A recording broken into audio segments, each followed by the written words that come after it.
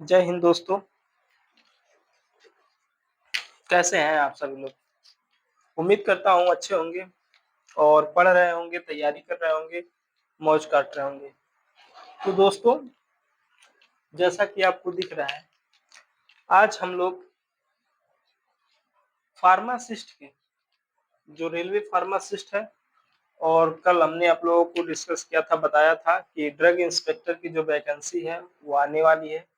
ठीक है, उसका नोटिफिकेशन आ गया है और अभी जो 2024 में रेलवे फार्मासिस्ट की वैकेंसी थी, उसका एग्जाम हुआ है। अब 2025 में भी उसका नोटिफिकेशन आ गया है कि 2025 में भी पैरामेडिकल्स में रेलवे फार्मासिस्ट की वैकेंसियां आएंगी। तो हम लोग रेलवे फार्मासिस्ट और ड्रग इंस्पेक्टर दोनों को कवर करते हुए चलेंगे। ठीक है, तो उसका हम आपको एमसीक्यू दिखाएंगे। एमसीक्यू के एक एक टॉपिक्स को हम आपको बताएंगे, हिंदी में बताएंगे। ठीक है, और उसको याद करवाते चलेंगे, जिससे आपको समझने में काफी आसानी होगी, काफी इजी लगेगा। और मेरा जो क्लास होगा उसमें आपका एमसीक्यू तो होगा, प्लस थ्योरेटिकल भी बेस होंगे। यानी आपके, अगर आप बी फार्मा अभी कर रहे हैं या आप पास आउट हो गए हैं, तो वो आपको दोनों में हेल्पफुल रहेगा। ठीक है, अगर आप कर रहे हैं तो उसमें आपको पढ़ने के लिए क्लासेस थ्योरेटिकल मिलेंगी। अगर आप कंपटीशन की तैयारी कर रहे हैं तो उसमें आपका एक बार रिवाइज हो जाएगा। उसके साथ साथ हम लोग एमसीक्यू भी कवर करेंगे। तो चलिए, बिना समय खर्च किए हम लोग आते हैं अपने टॉपिक्स पे। तो हमारा जो फर्स्ट क्वेश्चन है, क्लियर दिख रहा है ना? फर्स्ट क्वेश्चन है, कह रहा है कि the word cell was first introduce by. ये कह रहा है कि जो सेल है, ठीक है, सेल मीन्स कोशिका। जो कोशिका है, ठीक, ये मान लीजिए हमारा क्या आता है, ये हमारा हो गया सेल। ठीक, ये कह रहा है कि सेल जो होता है सबसे पहले, ठीक है, सबसे पहले किसने इंट्रोड्यूस किया था? ठीक, ये सेल जो होता है, इसमें देखेंगे आप लोग कि गोल्गी बॉडी होती है, ठीक है, न्यूक्लियस होता है और लाइसोसोम होते हैं, ठीक है, प्लाज्मा मेम्ब्रेन होती है, ठीक है, और माइटोकांड्रिया होता है। ये हमारे कहते हैं माइटोकांड्रिया। ठीक, ये सारी चीजें इसमें प्रेजेंट होती हैं।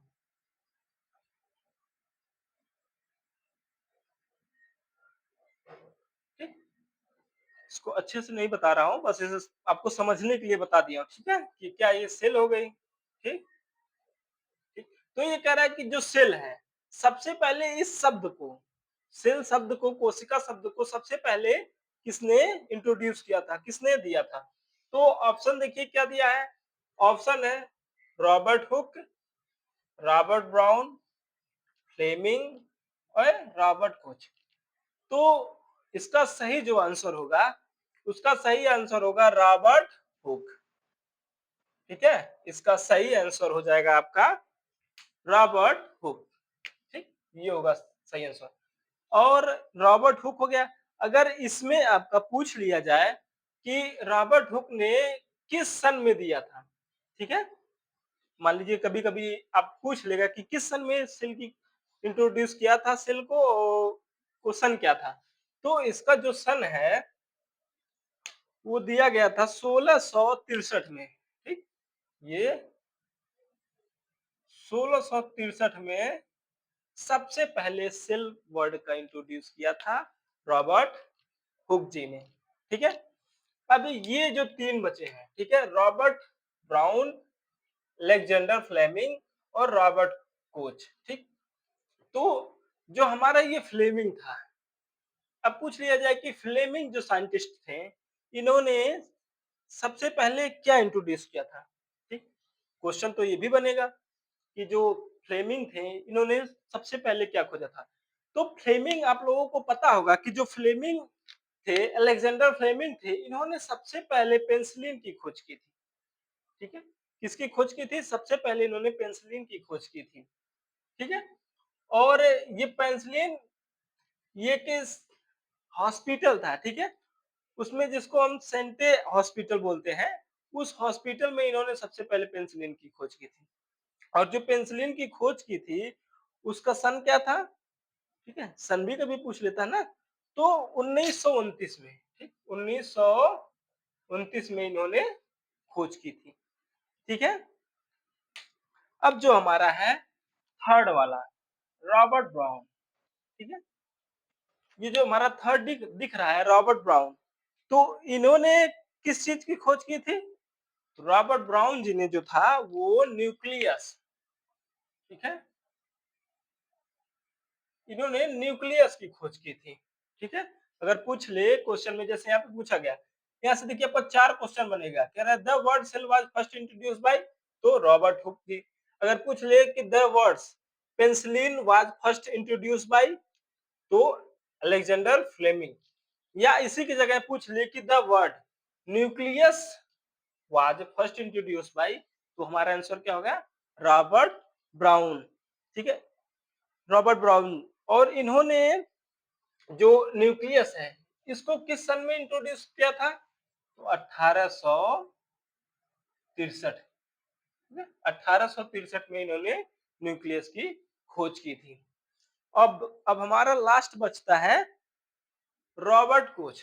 ये रॉबर्ट कोच जो साइंटिस्ट है, तो इन्होंने क्या किया था? रॉबर्ट कोच जी ने, इन्होंने टीबी, ठीक है, टीबी होती है, लंग, टीबी किस चीज की बीमारी है? टीबी लंग्स की बीमारी है। ठीक है, जिसको हम पूरा ट्यूबरकुलोसिस कहते हैं। ठीक है, ये टीबी किस बैक्टीरिया से होती है? माइकोबैक्टीरियम ट्यूबरकुलोई से होती है टीबी। ठीक है, तो रॉबर्ट कोच ने टीबी किस बैक्टीरिया के कारण होती है, उसका खोज किया था। ठीक है, समझ में आ गया चारों? पहला तो हो गया। अब हमारा जो सेकंड है, ये कह रहा है कि second, the nucleus was first recognized by. अगर आपने पहले को ध्यान दिया होगा, तो पहले में आपका 4 क्वेश्चन बन गया। तो देखिए नेक्स्ट वाला पूछ भी लिया है कि the nucleus was first recognized by, तो बिना सोचे कौन सा मारेंगे? रॉबर्ट कोच, गलत है। अलेक्जेंडर फ्लेमिंग, नहीं, इन्होंने तो पेनिसिलिन की खोज की थी। तो और एक रॉबर्ट हुक, ये भी गलत है, क्योंकि अभी हमने बताया कि रॉबर्ट हुक जी ने क्या किया था? सेल का खोज किया था, सबसे पहले सेल दिया था। जो थर्ड है, फोर्थ है, ठीक है, डी वाला, रॉबर्ट ब्राउन। ठीक है, ये देखिए रॉबर्ट ब्राउन ने न्यूक्लियस दिया था ना, तो ये हमारा सही आंसर हो जाएगा। ठीक है, थर्ड वाले पे आइए। कह रहा है कि the plasma membrane is mainly composed bye. ठीक है, जो प्लाज्मा मेम्ब्रेन होती है, मान लीजिए ये सेल है, ठीक है, ये सेल है हमारा, तो ये जो सेल की प्लाज्मा मेम्ब्रेन होगी, ठीक है, ये जो प्लाज्मा मेम्ब्रेन है, ठीक है, ये किस चीजों से बनी होती है? इसका कंपोस्ट क्या होता है? तो जो प्लाज्मा सेल है, उसमें कंपोस्ट होता है। क्या इसमें प्रोटीन होता है? नहीं, गलत है। लिपिड, ये भी गलत है। सेलुलोज, ये भी गलत है। तो इसका जो सही आंसर है वो है फास्फोलिपिड। ठीक है, याद कर लीजिएगा, भूलिएगा नहीं। जो प्लाज्मा मेम्ब्रेन है वो is mainly composed bye phospholipid. ठीक है, इसका सही आंसर है। अब हमारा जो नेक्स्ट क्वेश्चन है, फोर्थ, क्या कह रहा है कि the ribosome are present on the surface of, जो राइबोसोम होते हैं, ठीक है, राइबोसोम जो होते हैं वो किस किस सेल के सरफेस पर, ठीक है, प्रेजेंट होते हैं? ये किस सरफेस पर प्रेजेंट होते हैं राइबोसोम्स? क्या ये सेल मेम्ब्रेन पे प्रेजेंट होते हैं? जी नहीं। गोल्गी अपरेटस में, ये देखिए हमारा गोल्गी अपरेटस है, ठीक, गोल्गी अपरेटस में क्या राइबोसोम प्रेजेंट होता है? बिल्कुल नहीं। और ये थर्ड फोर्थ वाला क्या कह रहा है? None of these. और ये जो थर्ड है क्या कह रहा है? इंडोप्लाज्मिक रेटिकुलम, जिसको हम ईआर भी बोलते हैं। ठीक है, ईआर भी बोलते हैं, इंडोप्लाज्मिक रेटिकुलम शॉर्ट फॉर्म है उसका। तो थर्ड क्या है? Endoplasmic reticulum. फोर्थ क्या? नन ऑफ द एबव, या इनमें से कोई नहीं। तो हमारा जो सही आंसर होगा वो हमारा होगा ईआर, यानी इंडोप्लाज्मिक रेटिकुलम जो होता है उस पे हमारे उसके सरफेस पे राइबोसोम्स प्रेजेंट होते हैं। ठीक है, समझ में आ गया? अब जो हमारा फिफ्थ क्वेश्चन है, पांचवा वाला, ये क्या कह रहा है? कह रहा है कि smooth surface endoplasmic reticulum is associated with, यानी जो ये सेल था, ठीक है, इसके सेल पर के क्या था, राइबोसोम प्रेजेंट थे किस वाले में, एंडोप्लाज्मिक रेटिकुलम में, ठीक। और ये जो कह रहा है smooth surface endoplasmic reticulum is associated with protein synthesis से। क्या जो ये जो एंडोप्लाज्मिक रेटिकुलम है उसका एसोसिएशन क्या होता है, प्रोटीन सिंथेसिस इसमें होता है? जी नहीं, ये गलत है, ठीक है। और क्या ये अमीनो एसिड सिंथेसिस करता है? ठीक है, एंडोप्लाज्मिक रेटिकुलम है जो क्या, ये क्या अमीनो एसिड सिंथेसिस करता है? नहीं, ये भी हमारा गलत है। इसमें क्या होता है, स्टेरॉयडल हार्मोन सिंथेसिस, ठीक है। यदि आपको आंसर में कहीं भी स्टेरॉयडल हार्मोन सिंथेसिस दिखे तो वो आंख मूंद करके करेक्ट मार दीजिएगा, क्योंकि जो हमारा स्मूथ सरफेस एंडोप्लाज्मिक रेटिकुलम है उसमें एसोसिएटेड किसके साथ होता है, स्टेरॉयडल हार्मोन सिंथेसिस, ठीक है। ये स्टेरॉयडल हार्मोन सिंथेसिस से होता है, ठीक है। क्लियर है, इसमें कोई दिक्कत? या इसको और एक दो नाम से जानते हैं, ठीक है। या तो हम इसको कह सकते हैं, इसको मिटा देता हूं,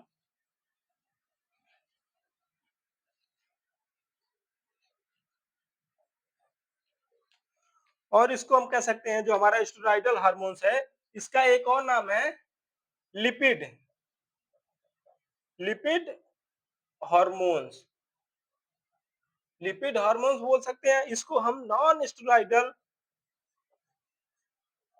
स्टेरॉयडल हार्मोन सिंथेसिस कहते हैं, ठीक है। इसके ये दो नाम और होते हैं, ठीक है। क्लियर है? सॉरी, यहाँ पे ये नॉन स्टेरॉयडल नहीं, केवल स्टेरॉयडल होता है। नॉन लग जाएगा तो गड़बड़ा जाएगा। ये हमारा स्टेरॉयडल हार्मोन्स होता है, या तो स्टेरॉयडल भर दे देगा।